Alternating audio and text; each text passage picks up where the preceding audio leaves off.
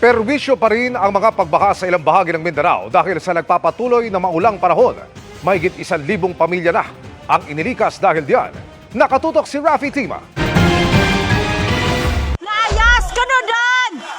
Abot tuhod ang baha sa barangay Sapo Masla sa Malapatan, Sarangani kasunod ng malakas na buhos ng ulan.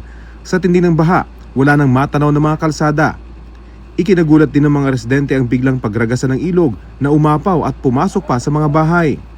Ayon sa MDRRMO Malapatan, mahigit 30 pamilya o katumbas ng nasa 150 individual ang inilikas.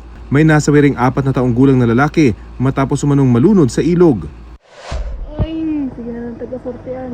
Humambalang naman ang mga naglalakihang bato sa kalsadang ito sa Don Marcelino, Davao Occidental. Mula yan sa gumuhong bahagi ng bundok na lumambot kasunod ng ilang araw ng mga pag-ulan.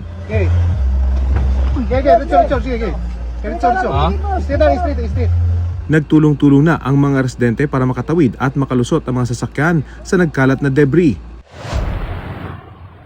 Mistulang ilog naman ang binabaybay ng ilang sasakyan sa Tibungco, Davao City matapos malubog sa baha ang National Highway. Ang ilang residente pinili na lang maglakad at suungin ang abot binting baha. Sa Maguindanao del Sur, inilikas ang mga residente ng Dato Angal.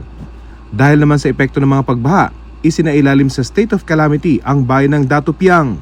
Pahirapan din ang rescue operations sa Dato Udin Sinsuat, Maguindanao del Norte. Ayon sa lokal na pamahalaan, mahigit 1,000 pamilya ang inilikas pero may ilang nakauwi na dahil sa unti-unting paghupa ng baha. Ano yun? May natanaw namang malaimbudong ulap o tila paikot na hangin sa Bungaw, Tawi-Tawi.